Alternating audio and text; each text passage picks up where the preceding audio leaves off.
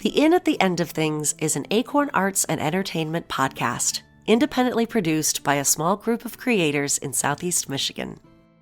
Since we run the show ad-free, we rely entirely on support from listeners like you to keep the Inn's hearthfire burning through the night. You can support us and receive bonus content with a one-time donation at www.acornartsandentertainment.com/the Inn, or by joining the Hall of Patrons within our Patreon community. Even the price of a cup of coffee goes a long way to keeping the lights on for our little inn. As folktale enthusiasts instead of academics, this is your friendly reminder that our folk and fairy tales come from the older, grimmer end of the woods and can contain material not suitable for all audiences. So listener discretion is advised. Thanks so much for your support, and welcome.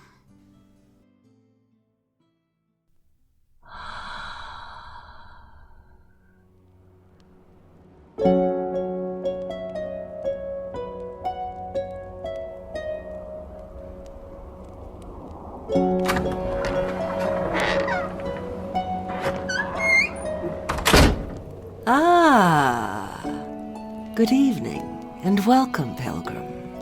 You're right on time.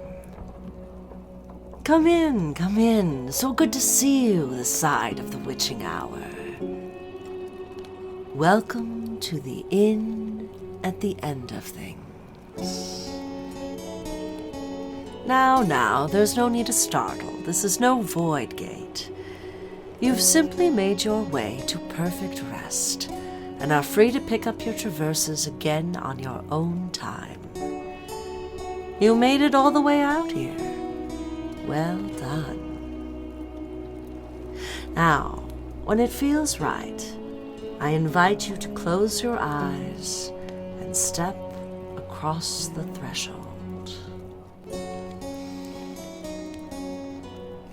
That's right. It's a clever door, that. Mind your step. Welcome, Pilgrim. I am the keeper of the inn and will be your host this evening. You can hang your things there. As you can see, there's plenty of room and the fire is going strong even at this hour.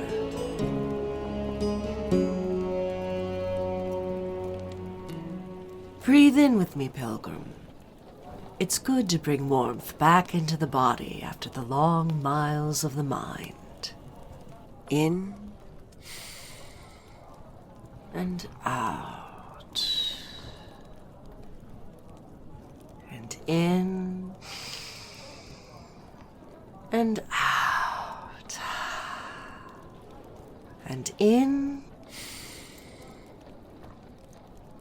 and out. I can see some of the inn is already familiar to you. That's good.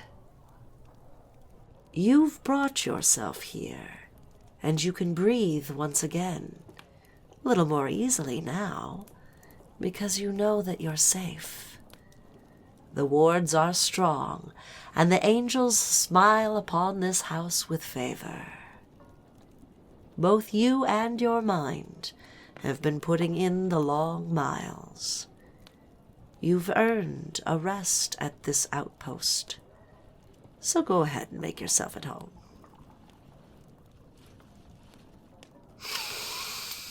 Ooh, smell that? Good, it's just about time to take them out. Here, you sit for a moment by the fire. I'll be back with something hot and spiced before you can say Rack Jobbinson. Feel free to join the others or be well content within your own company. The chair by the fire is yours. If counting helps you commit to the common room space and to this breath, do what brings you ease.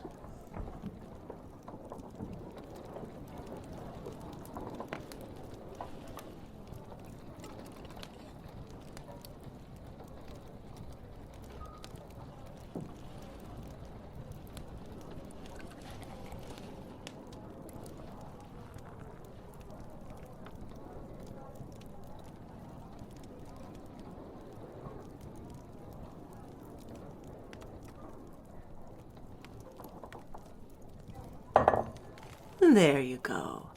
You're doing marvelously. Tell you what, I can take you to your room in a moment, but first here's a nice cup. As a way of easing down your throat into your chest, creating a hearty glow in its wake, spiced and warm, fills the soul with liquid gold. Pure comfort, pilgrim. Now, if you're willing to part company with this fine fire, I have a little task in the back greenhouse that I could use an extra pair of hands with. Oh, don't worry, it's even warmer back there than it is in here. But feel free to bring your blanket if you like. No reason not to keep snugly in the long hours. Nobody here minds. Go along.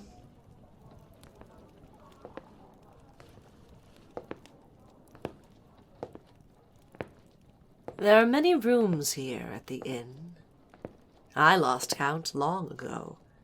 They mostly keep to themselves, except when they don't. Some will be exactly what you expect, and some will surprise you even when you think you've gotten to know them as old friends. The stories each one of them holds, the guests that each of these rooms have seen. It is a great honor and a mild pain in the ass looking after them all. Oh, no, I'm not the owner here, you see. I merely keep the rooms. Ah, here we are. Before we go in, I must ask you to drop the rest of that luggage you're carrying with you. You won't need it in here, and we don't need uninvited guests hitchhiking their way inside. You can pick it back up on the way out, I promise. That's right, just there by the gate.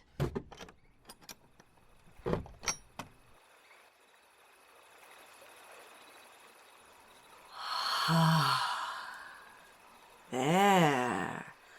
Oh, that's much lighter. You look fantastic. Tell you the truth, looks like half of it wasn't even yours in the first place. What a weight off the shoulders. Here, let it rest a spell. Even if it's just for a few minutes, I won't tell. Or leave it forever. We can always use the compost. No, after you. What do you think? It is pretty spectacular by moonlight. The owner has particular tastes, and we strive to honor them in every way possible. I'm glad to see you recognize a few of these. Yes, that's rosemary for remembrance. And time, see what's become of me. And there's the old tree from the backyard. And the potted plant that was gifted and died. And see, it's okay. It came here to flourish in that southeast corner. And a kumquat tree. Oh, look, it's ripe. Yes, you can eat it, skin and all. Just a little citrus berry. Ooh, what an explosion. Now, have you ever seen roses that color? Simply magnificent. And that's the sacred herb known only to the wilder folk. And the snake flower that opens once every 7 years and blooms for 3 nights before completely shedding its leaves and going dormant again. The place is truly the work of a lifetime. The seeds of many good works live here. We have our gardener to thank for it. They thrive in good soil. When the sun hits those windows, you can close your eyes and inhale and remember the greening of this world and our precious work in assisting it with the little gifts and time that we've been given as the stewards, innovators, and caretakers of this green place. And that is a comforting thought to an old keeper.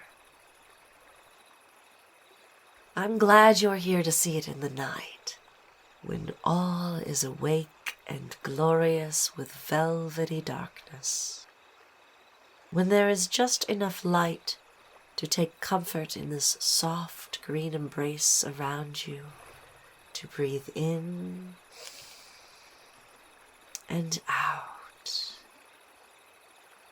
and to know with surety that you are giving the gift of life to those roses as surely as you are drawing breath right now.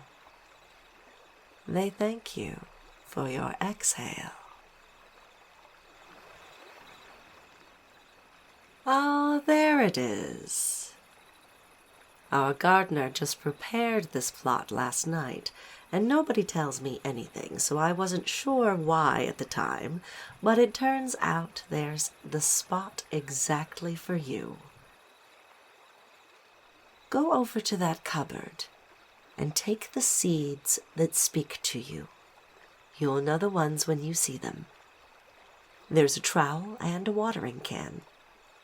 Make sure you give the roots plenty of room to grow deep, and give it a little something you don't need any longer as good fertilizer. Just sprinkle it right on top with a breath and a little prayer if you like, whenever you're ready. As for me, I need a bit of tarragon and a few of those spring onion shoots, and some fresh inspiration for the soup, I think. So I'll be over here. Take your time.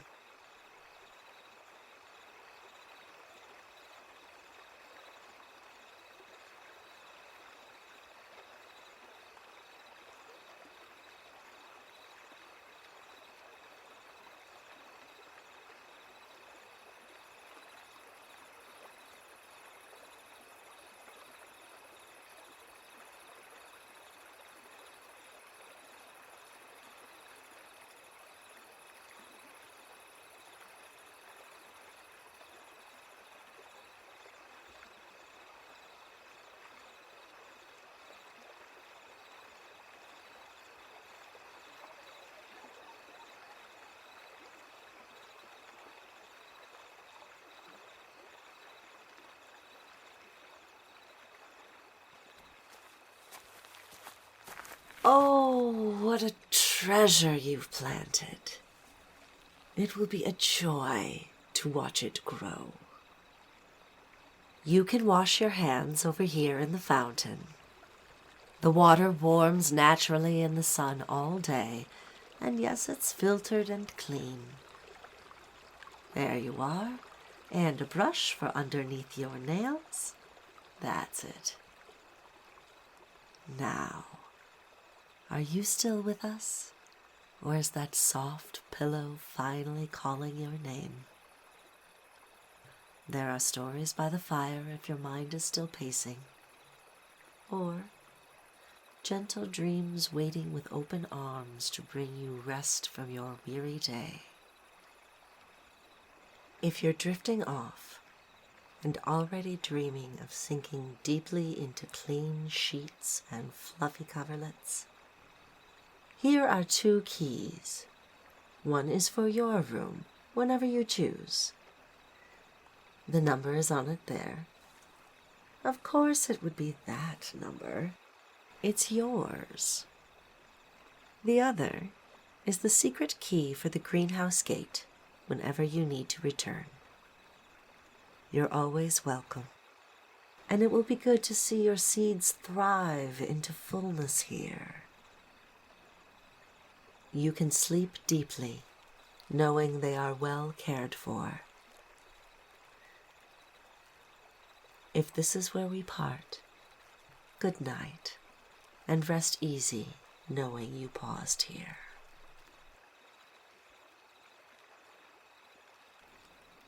I'm also always glad for company in the wee small hours of the night. Thank you for your help. You can pick up what you like again from the gate, but first, take this basket for me into the kitchen. Thank you, I'll get the gate latch there. Ah, well, I don't know what to tell you. Looks like you're going to need both hands. The extra luggage will be safe here till morning. If you like, I can have it sent ahead to your room, but it won't be disturbed either way.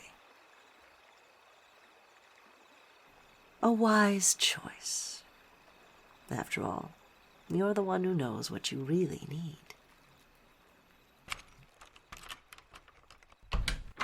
And up we go. Mind the kitchen step. You can set that basket there on the counter. We'll wash and hang before we go. Ah, there's the lavender. Perfectly fresh. Nothing like the good stuff. Help yourself to a taste of anything you like. It's all good for you and it tastes divine. We're lucky to have one of the finest cooks in any realm here in our kitchens. Wash your hands with the soap over there first, and you just sit right at that table. I'll wash these bundles and you can tie them up with that ball of twine. I'll hang them up later by that kitchen window. Meanwhile, here's a mug. Sip gently, it's hot. Nice, eh?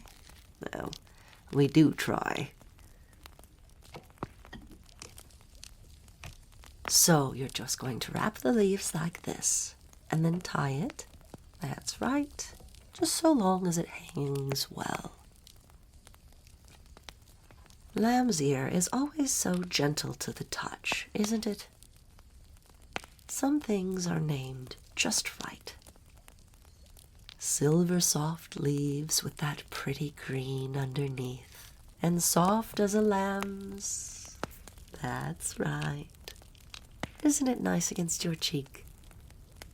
And as you can see, there's plenty, so nobody minds if you play with it some. They're just so wuzzy. Lamb's ear is its best name. It carries a few, just like some people. Woolly hedge nettle sounds all wrong. Sounds like the opposite of this. Sounds like something that's about to prick you and leave a bad sting. Good luck ever getting it off the edge of your coat again. Woundwort is another.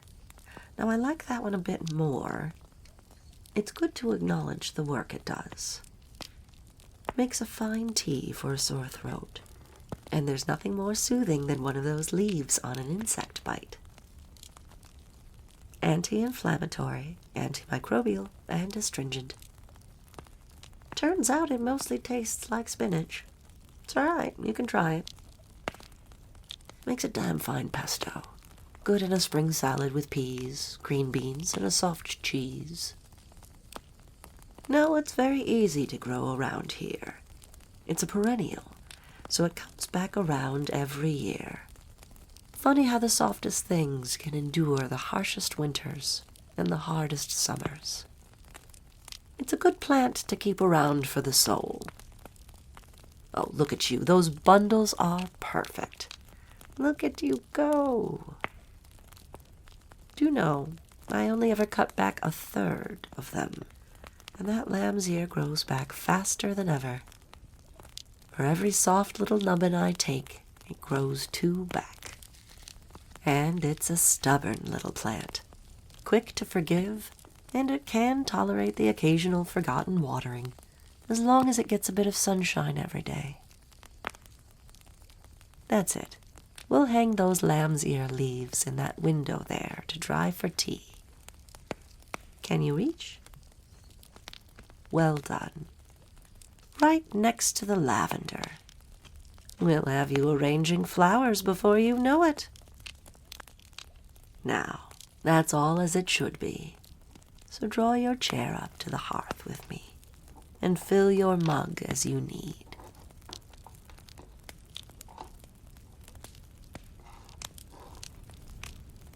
There is a strength in softness that endures, that blooms evergreen against all odds, that finds the will to thrust itself up towards the sun, defiant against all chances of success.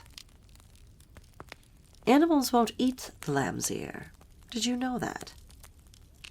squirrels, rats, raccoons, deer. They don't touch it and leave it well alone. I suppose it's their way of showing respect for the mother sheep that had 7 little lambs and loved them with all a mother could give her children. One day she needed to go into the forest and fetch some food, for 7 mouths are many to feed. So she called all 7 to her and said, "Dear children, I have to go into the forest, but be on your guard against wolves. If one comes in, it will eat you up, skin, hair, bones, and all. It may disguise itself, but you will know the truth at once by a wolf's rough voice and a wolf's hard-worn feet." The lambs said, "Dear mother, we will take good care of ourselves." And she bleated and went about her work that morning with an easy mind. It was not long before there was a knock at the front, and a voice crept in beneath the crack in the door.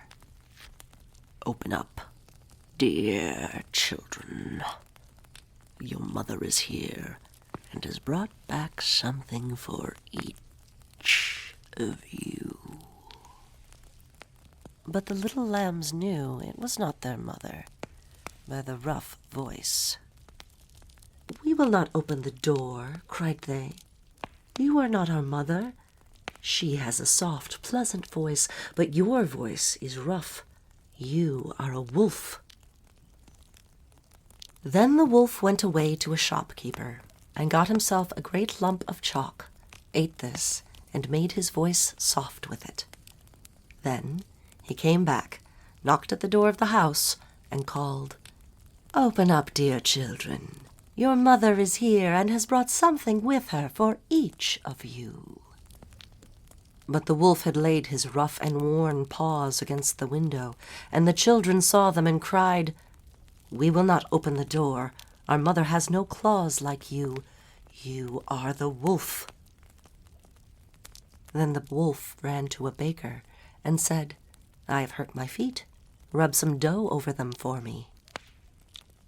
And when the baker had rubbed his feet over, the wolf ran to the miller and said, "Strew some white flour over my feet for me." The miller thought to himself, "The wolf wants to deceive someone," and refused.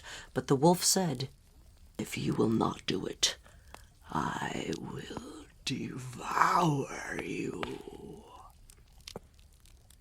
Then the miller grew sore afraid, and made the wolf's paws white for him, for the man had a family that depended on him, and would know great suffering without him.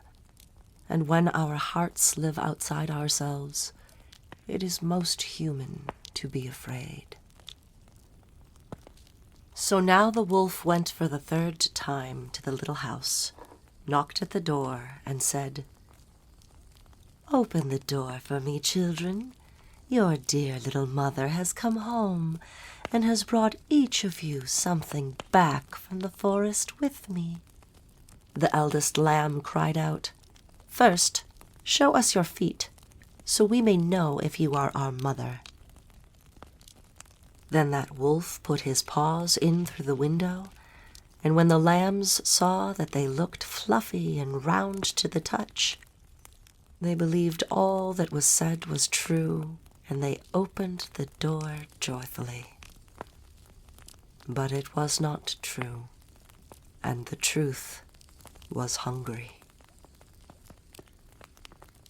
All was silence, the breath before, between predator and prey, and then all was chaos. They were terrified and wanted to hide themselves.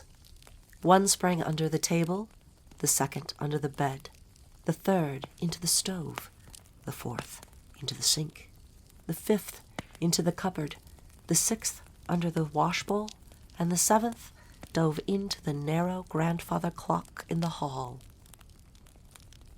But the wolf found them all, and one after another he swallowed them greedily down his throat. The youngest, who had squeezed into the small case of the clock, was the only one he did not find. Feeling full, rather 7 times full, the wolf staggered out from the ruin of the little house and hobbled his way down the main path. Within a short while, he found himself by the banks of a green river, and lulled down by the trickling water and the enormous meal in his gut, he laid himself down under a tree in the meadow and fell fast asleep.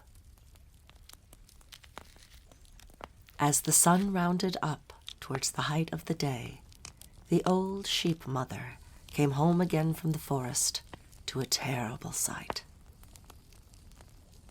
The door hung drunkenly from its remaining hinge. The table and chairs lay broken across the floor, the washbowl lay smashed to pieces, and the beds had been shredded until they were unrecognizable. She called desperately to her babies, one after another by name, but no one answered. At last, when she came to the youngest, a soft voice called out, "Here I am, in the clock case." She took her little one out with shaking hands and soothed all hurts and sobs, and the lamb told her how the wolf had come and eaten all of the others. You cannot imagine how their grief shook the walls of that house. At length, there were no more tears left to cry, and so she went out, back into the wild woods, and her youngest ran with her. This was her bravest moment. In time, they came to the meadow, and lo, by luck, there lay the wolf by the tree, snoring so loud that the branches shook. She looked at him from every side and saw that something was moving and struggling in the wolf's gorged belly. She said, "Is it possible that my poor children can still be alive?" She opened her bag and drew out scissors and a needle and thread, and she crept up and cleverly cut open the monster's stomach. And hardly had she snipped one snip when one little head thrust its way through. And when she had snipped twice more, all 6 sprang out, one after another, and were all still alive, and had suffered no injury whatsoever. For, in his ravenous haste, the wolf had devoured them whole. What rejoicing there was! They embraced their mother and jumped for joy at a second chance at life in the fresh spring air. The mother, however, said, "Sense now, listen now, while the danger's not yet done. First we act together here beneath the high noon sun. Go and find the river stones heavy in the deep, and we shall fill him with the weight of justice while he's fast asleep." Then the 7 lambs dragged the stones from the riverbanks with silent speed, and put as many of them into his stomach as they could fit, and the mother sewed him up again quick with strong, clever stitches, so that he never stirred, not even once. The sun dipped behind the horizon, and Grandfather Twilight had just begun the first steps of his opaline stroll into evening, when the wolf opened his eyes. He stumbled to his legs and started to stretch, but found that he was horribly thirsty, and felt as if the weight of the world squatted within his bowels. He pried himself up to take a drink from the river, but as he took a step forward, the stones in his stomach knocked against each other and rumbled and rattled and threw themselves against the walls of his belly, and he cried out in agony, "What rumbles and tumbles against my poor bones? I thought it was lambs, but it feels like stones." And when he got to the edge of the river and stooped over the water to drink, the heaviness in his gut hurled him tip over top and head over heels, and he drowned miserably, or so call me liar here and now. When the 7 lambs saw the wolf floating face down in the water, they came running to the spot and danced for joy on the banks of the green river with their mother, knowing all was well, and all would be well, and all manner of things are well.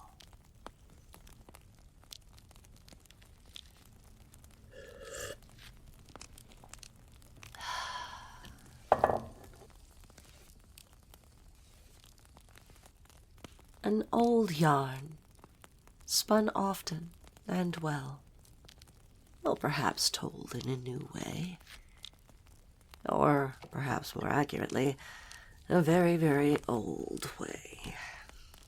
Who knows? But the lessons are old familiar friends, tools passed down among generations. Sometimes you can do everything right, and the tenacity of wolves will still find a way in through your door. This is their nature.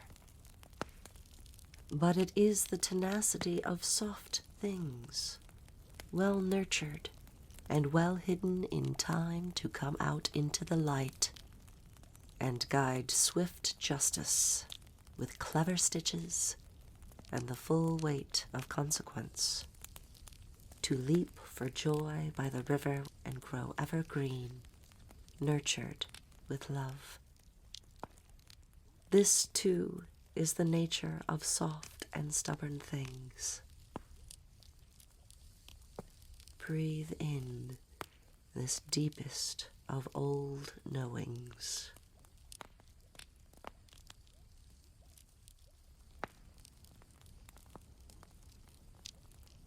The hearth fire has burnt down to embers while I ramble. A fine glow for a fine yarn with finer company. I believe you have a room yet to find, and a bed with a hot water bottle that beckons. And of course, I must not neglect the other guests. You are welcome back to our hearth at any time. I'm sure Cook will fall over herself for the opportunity to feed you, and you won't be able to escape the rest of our lovely kitchen staff. The rocker's always waiting, and the tea won't drink itself.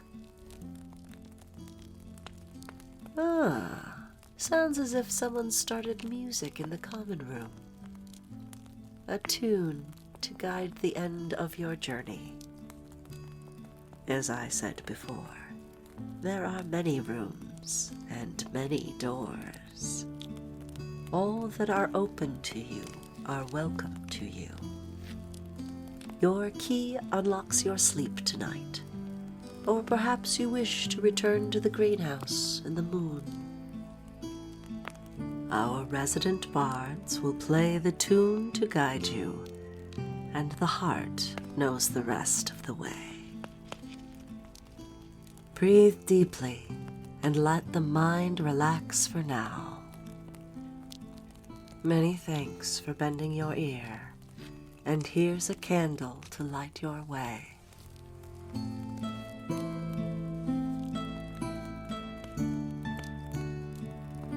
Know that you will always have a room at the last homely house, the refuge in the deep wilds at the crossroads of the mind. Good night, and sleep easy, pilgrim. Here at the inn at the end of things.